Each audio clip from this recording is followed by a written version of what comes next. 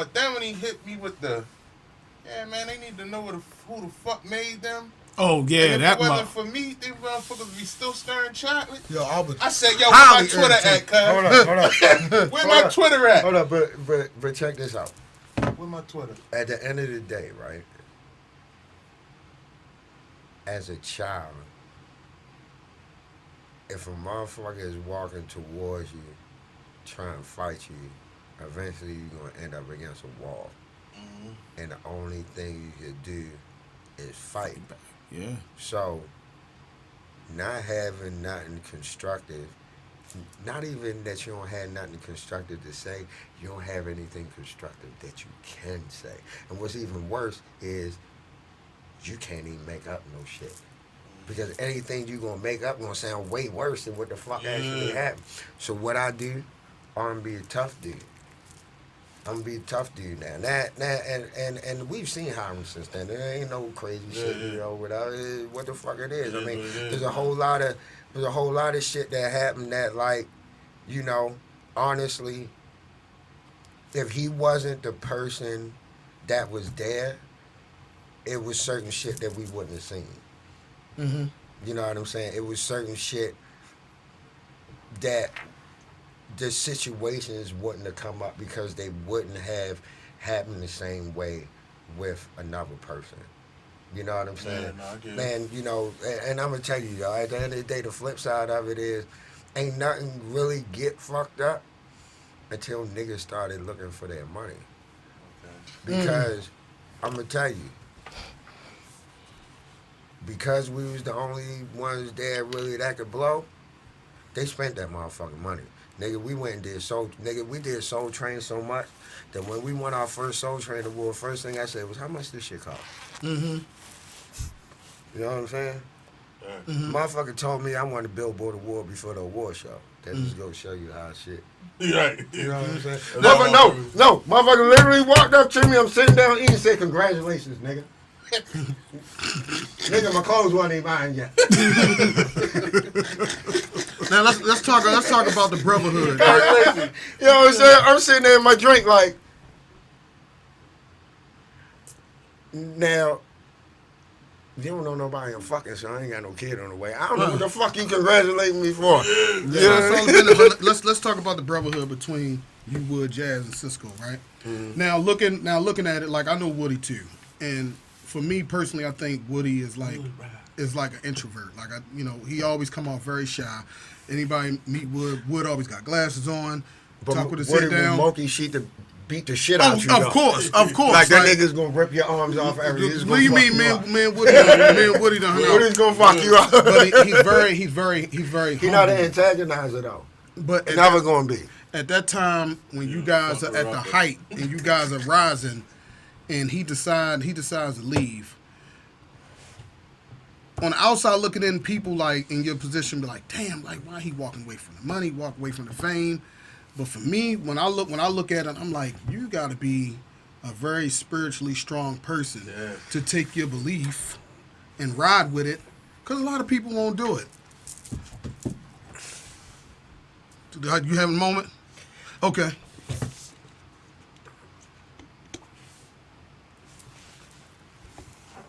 So, before we got famous, like we was talking about earlier, we was a gospel group, right? Mm-hmm. Right. So, I remember we did a show at Kevin Church. And after the show, we all standing in the lobby, right? And it was a real good show, whatever, they do the little offering for everybody, made a little money. Right. We standing, the motherfuckers like, yo, so, all right, cool, this is what we gonna do. We gonna do the R&B, and we gonna do the gospel, and whatever. Oh no, nigga, I'm not going to hell for. What I'm gonna do is quit. I'm not going to hell for y'all. You gonna pick one, nigga? I ain't doing it. Mm-hmm. And I took my ass home. Mm-hmm. Just like my ass home right now. Motherfucker told me go home for about 3 months and think about it, whatever. Nigga, I don't have to think about shit. Mm-hmm. That shit don't even sound right. Mm-hmm. Well, I'm going to set the motherfucking amphitheater stage outside in the motherfucking courtyard of the church. and I'm gonna sing Jesus Walks With Me, and then I'm gonna go outside and sing Come and Talk to Me, nigga? You can do it now in this generation. Well, no, there were older generations. But I'm just saying, it's a different, what I'm saying is it's a different thing. When you decide you have a moment where you need to express what the Lord has done for you. Right. And I get that all day long. Mm-hmm. But that shit is not on a time clock, schedule, or nothing else. Right. You know what I'm saying? It's not something you do when you fucking feel like it. So I want with that shit. Well, it's a different venue. You know what I'm saying? It's just totally different venue. You know what I'm saying? You just not going to just say that was too much for me. So now we fast forwarded to now once again, you know, I ain't gotta talk about niggas because niggas tell the truth on there. I tell motherfuckers all the time, I don't talk a whole bunch because everybody you fucking know is gonna tell you whatever the fuck they want you to know if you shut the fuck up and let them talk. And what he left is about his mother. That's what he told us in the trailer. Right. We was leaving me go so his mother could see him sing gospel before she passed away. Okay. Tell me one time when he mentioned that on that fucking show.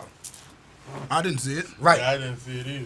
So what I'm saying is, man, it'd be like... Only thing I heard was he left. And I ain't got nothing... And this is not... And I'm not turning this into I'm not saying anything against him because I love Woody. Woody came through a lot. We good now. But what I'm saying is, it's like... That's the shit that you gotta go through. And you be carrying around shit. And I mean, motherfucker came to me right after the shit happened. Was like... Man, that nigga ain't leave to sing no gospel music. That nigga left, and he told me the same reason why. He says that nigga left because he wasn't getting enough attention. That nigga left because he wasn't singing enough songs. And then he said that on the show. Yeah, he said that. He definitely said that part. But that's not what he told us 20-something years ago. And he never expressed that because I was the one in there making sure Woody got a song on every album. I was the one in there calling Woody up like, nigga, what you doing? Catch the motherfucking cab for Donnie over here in North Avenue. Bring that book. We're going to sit out on these steps. Go to the Linden Lounge. We're going to get a cheesesteak and Bruce's. We're going to get drunk. We're going to smoke this weed. And we're going to make these motherfucking songs. Other than that, nigga was sitting in the house.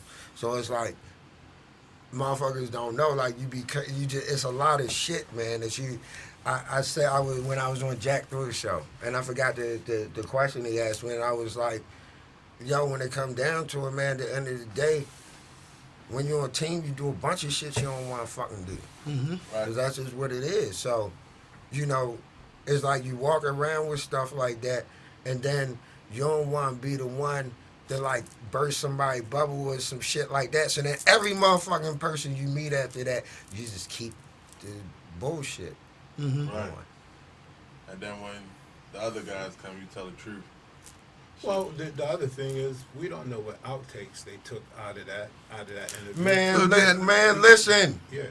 I agree with that. He said he seen the first cut, right? Was there. Keith. He seen the first cut of it, right? Yeah. I don't know. I'm just saying. I'm saying that was the first time that nigga told the truth about what the fuck was going on. Okay. And I know he ain't not because he ain't never bought that. He never, ever, ever. A motherfucker around us came and told me that shit right after that shit happened. And it took a nigga 20-something years to say that. Yo, never, ever.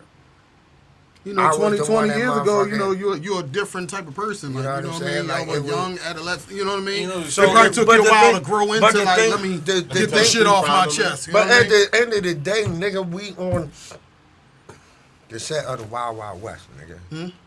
So, I didn't even know y'all then, and when I seen that video, I said, something look a little off. Like, so you can feel it in your soul. Like, wait a minute, so at the end of the Woody day, ain't on here. Something look a little wrong. At the end of the day, what would have happened if they had all said, well, fuck y'all?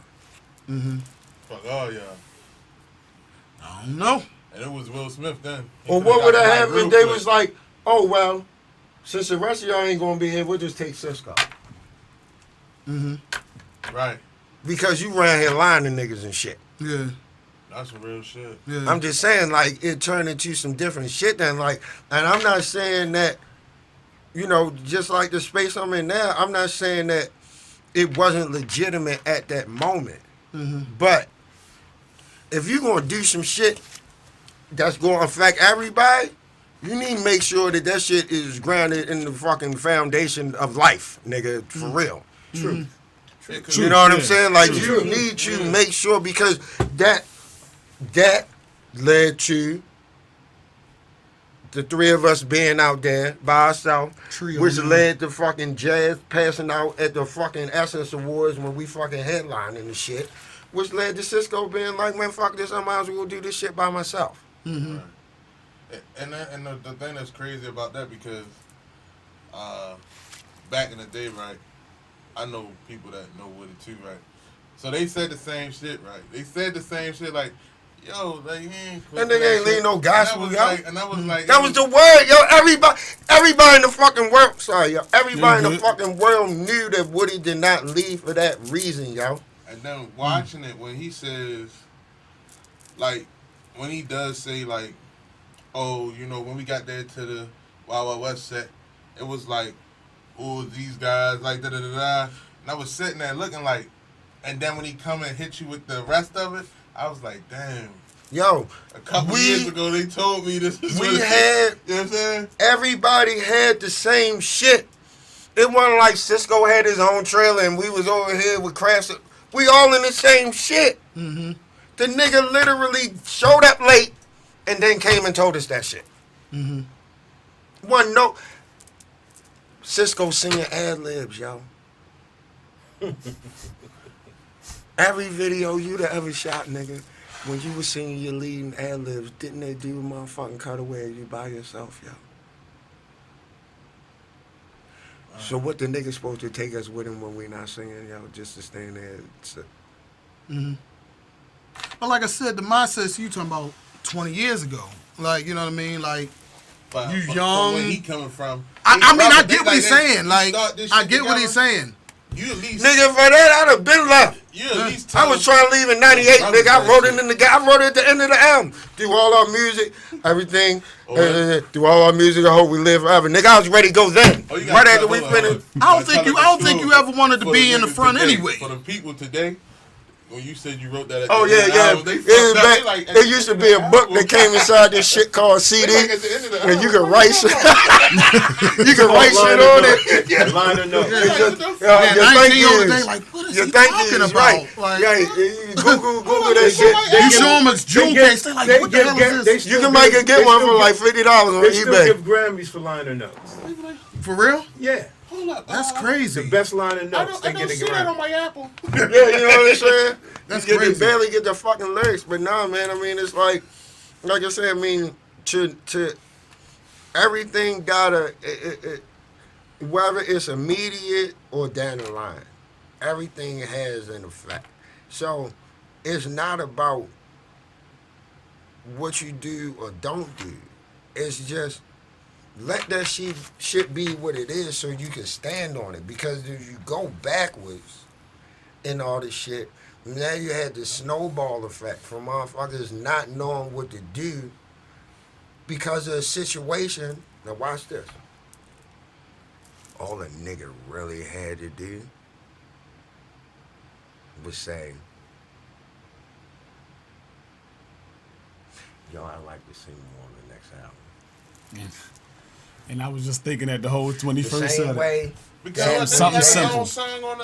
Every album he had a song. Yeah, and it was like Woody was in there writing with me, so pretty much all the shit, especially the first album, all whatever I was doing, he was doing. I was like, yo, And as a fan, I think I like, and plus during that time, you know, as a fan, when groups make a decision like that, how much of an impact that you have on people, that when one person leaves the group, it's like it's never the same. Man, we had a whole fucking press conference, all that shit, man. I was crying and shit, nigga. It's like, I'm just saying, man, because I know what the fuck I wanted this shit to be from the beginning. Mm. You know what I'm saying? And I know the work I did, and I know the work that motherfuckers didn't do. Mm-hmm. So when you running fucking around with shit like that, and it's like, no. See, That's the first time you heard that? No, Nigga, from him. On the uncut? Yep. See, that's what I'm. So to me, the so thing look, is, you can't tell me that shit. when a nigga is before you sitting back, right, when you in the studio, when you the first nigga in the studio and the last one to leave, all the time, but everybody want to get pussy. Pussy is important then.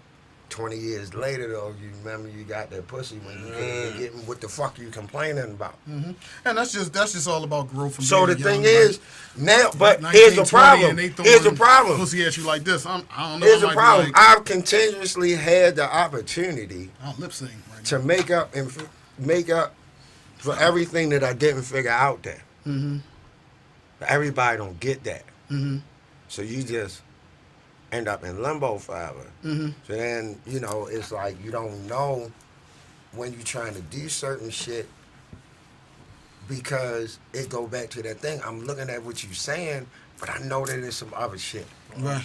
And then he brought Scola, right?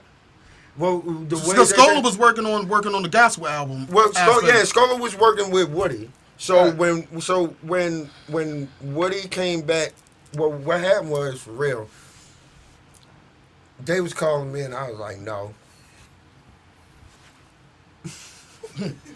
The crew businessman, no. this is our group. Stay the fuck away. No. Don't tell Jazz no on a joint. No, Phenomenal jazz Kevin voice. was calling me, Love it. asking me Sound to like do me. Dru Hill, and I kept telling him no for like 2 years. Because I was doing A&R, and I was like, y'all niggas ain't going to pull me out another fucking career because niggas is sitting at home. Sorry. Yeah. It's just what the fuck. I mean, that's a fact. If you sitting in a house and I'm fucking working, that's just what it is. It's not a slight. You at home, I'm in the fucking office. So I was finally like, this is what we're going to do. I'm going to send a track. And if y'all stop writing some shit that sound halfway decent, then I drive down there. I put myself in the fucking trick bag. Niggas wrote some shit that sounded all right, and I had to drive my ass down here. You were saying something about the fan. What was you saying about the fan base a few seconds ago? You said that I said as a fan, I just said when one member left the group, the change that it do. Because Man. even recently when I saw a recent concert when they just did hit, I was just looking Man, and going, looked on. listen, This is I've not the spent, same. listen, I knew you I said have something like spent, that. But I have spent, because I'm looking for you. I'm looking I've for. spent I my was like, last, you know, what you talking about, the DC shit? Well, yeah, even the one here. I said I was looking for you. It's like when I look now, I At the don't. Wizard, yeah, I I mean, at the end of the day, I've always told motherfuckers, all y'all motherfuckers go home. Not start another group when it come down to it. That's been since I was like, Black Angel down. it was like since I was a kid. already know. You know what I'm saying? Like it's like I don't know if everybody else was willing to die for it. I know I almost did though. You channeling your Teddy Riley, because Teddy Riley did A bunch of times. You know what I'm 2-3 saying? group. You know what I mean? So at the end of the day, it's like motherfuckers don't know what I have done to hold this shit the fucking together for next year be fucking 30 years. For real. And not singing and not, you don't know what the fuck I did. But I tell you one thing, you know what the fuck ain't happening when I'm not there. Right. So we had to deal with that a bunch of times. And every time, you know, it's like, okay, well, you hope that, and it took me a long time to realize this shit. You hope that because motherfuckers could sing, it make a difference. Because it ain't been nobody that came in that can't sing. But what I realized is our shit has always been about texture. So you automatically know when a voice missing. I don't give a fuck. That's some real shit. The only Yes. time you don't know Yeah. when a voice is missing is if Sisqo sing all the background by itself. But the thing is, That's some real factual shit. But Flesh, what making a point with Flesh, I'm glad you brought that up, Flesh, because fans don't like change. No. No. Let's make it for real. oh. No. Black people don't like change. Well, yeah. So it's like Black people and their musicians is like they can of grease on the fucking stove. You got the four. fact. You wait a minute. Sitting right in the middle. I'm You got using the this middle bacon for the grease till I chicken. see Yeah. a piece of mold or somebody actually let some bacon fall in this bitch, and then now I'm gonna make a point about Yeah. that. But here's something else. That's crazy. That's real shit. Sisqo's the only lead singer of any group, black, who hasn't gone out to do his group song. Yeah, but you know what? And I hate that. But he listen, doesn't, no, I know, but you know what? And I'm gonna tell you the same thing that I said to him. I said, "You's a dumb motherfucker," because if our shit was falling apart. When I was working at Def Jam, because I sat in that motherfucker, it was like, yo, our shit fucking falling apart, and you don't want to go out this motherfucker and sing R&B, nigga, get the fuck off my label. You say I'm dumb as shit. When he told me that shit as a fucking reason that I should feel away, I said, nigga, you gotta been writing that motherfucker singing all that shit. Because at the end of the day, that shit ain't make no difference for us. Because I'm gonna tell you why. If that nigga went out and sang Dru Hill shit, he'd have sounded like Sisqo singing Dru Hill shit. He wouldn't have been able to sing that Make a Promise. Right. He wouldn't have been able to sing Beauty. He wouldn't have been able to sing the shit that Sisqo sing. So that shit wouldn't have affected us any motherfucking way in the world. That is the weakest shit in the world that I ever heard a motherfucker say because it don't make business sense. It don't make business sense. It don't make business sense because if you're an R&B singer, which is half the fucking problem now, you sing R&B. When you start singing other shit, you realize what your fan base is.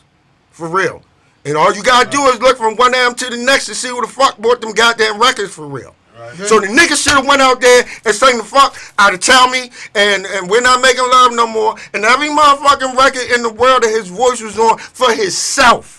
For his own sustainability. Because after black people got tired of hearing all that motherfucking flippity shit. Flippity. And that's just real shit. They don't be wanting that. So after they got tired of that, and they wanted us to come back, niggas ain't had it together. So we done spent all these motherfucking years with the pressure of trying to motherfucking hold some shit up because we weren't able to continue it to the point where we wouldn't have been able to work as hard now. Well, here's the thing about that goes with what you just said. You and him, see, y'all didn't have brothers. I went out that motherfucking made Third Story sound as close to motherfucking Dru Hill as I could without making them sound like Dru Hill. I took them niggas, I put them niggas with J Mars. Y'all niggas learning all the harmony secrets and every motherfucker. Because guess what? I want to go home. When I went and did Third Story, I said, yo, if y'all niggas break, I'm retiring. Because I don't want to fucking do this shit no more. I did this shit with motherfucking Rough Hands. Scola in there. Now, if you go back and listen to the first song I did with them, it sounded like some shit we could have did on the album when Scola came in. Sisqo got mad at me when I did fucking Trey song. Man, that could have been... Man, I spent the time not giving niggas the sound. But I made sure that motherfuckers was doing R&B. So my whole point is, you don't have to go do some. Now the only reason why I don't do R&B is because that shit absolutely makes no sense to me. Because I don't be singing like that. So I might make a song like the Temporary Love record that I got or something like that. But I ain't sitting around making the whole fucking R&B album. Because I ain't going to want to be on stage that long singing that shit. Right. For real. I don't want to grind in front of no girl that long and shit. I don't want to fucking do all this shit. Well, you write it, I'll sing it. Yeah, no doubt. I'll grind. No, nigga, I'll write it, I'll sing it. He going to lip sync it on the video. But all that makes sense coming from a producer because you can produce the sound.